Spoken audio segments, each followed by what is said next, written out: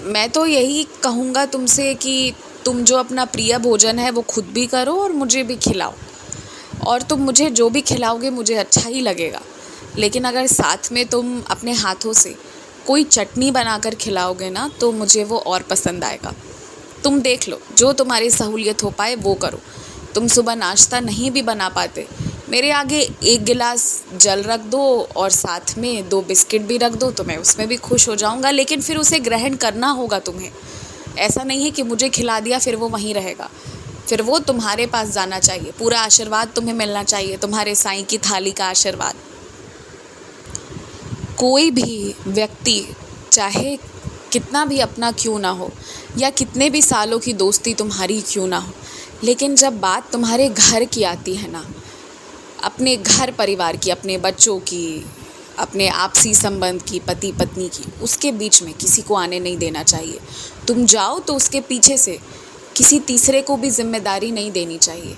तुम्हारे परिवार की जिम्मेदारी तुम्हारी है, और यदि उसमें किसी और को आने दोगे तो उस व्यक्ति की मंशा बदल जाए, अगर नीयत बदल जाए तो वो क्या करेगा ये तुम्हें नहीं पता। मैं सिर्फ इतना कहना चाहता हूँ कि निश्चित ही तुम्हारे घर पर मैं हूँ तो तुम्हारी रक्षा तो होगी, तुम्हारे परिवार की रक्षा तो होगी। लेकिन तुम्हें भी ना ऐसे अंधाधुंध विश्वास नहीं करना चाहिए।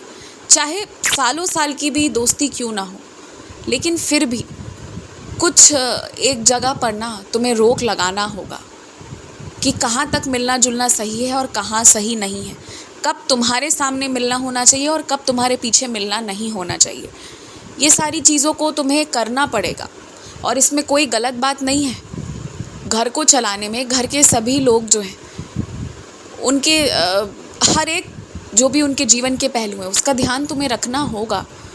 कोई लड़खड़ाए नहीं, कोई गड़बड़ाए नहीं, इसका ध्यान तो तुम्हें देना होगा। और ये तुम दे रहे हो तो इसमें कोई गलत बात नहीं है। और वो शक की बात भी नहीं है कि तुम शक कर रहे हो कि तुम्हारे पीछे तुम्हारे परिवार वाले मिलेंगे तो क्या होगा।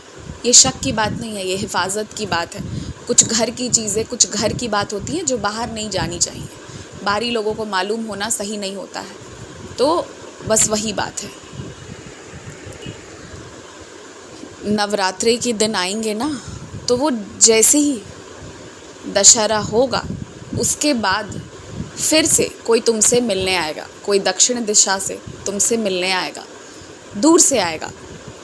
ये मान लो कि शायद 1 या 2 ही दिन के लिए आएगा, मगर वो तुम्हारे विशेष खास अतिथि होंगे और उनके आने से तुम लोगों के रिश्ते भी मजबूत होंगे, तुम्हें अच्छा भी लगेगा और साथ ही साथ तुम्हारे लिए कुछ प्यारे प्यारे तोहफे भी आएंगे। तुमसे क्या तोहफ़ा दिलवाना है ये तो मैं देख लूँगा, ये सारे इंतज़ाम तो मैं करके रखूँगा।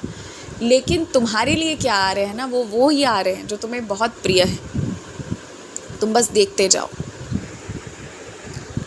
जो घर के बड़े होते हैं उन्हें बड़ों की तरह पेश आना पड़ता है, और जो घर के छोटे होते हैं वो छोटे होते हैं और बड़ों को उन्हें छोटा मानना पड़ता है, मानना भी चाहिए।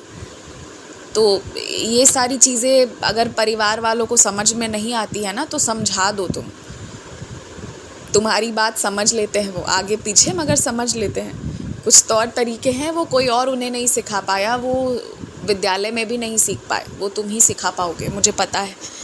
तुम बस घमंड कभी मत रखना अपनी अच्छाइयों पर, क्योंकि अच्छाइयाँ बहुत हैं तुम्हें और तुम्हारा दिल बहुत साफ़ है।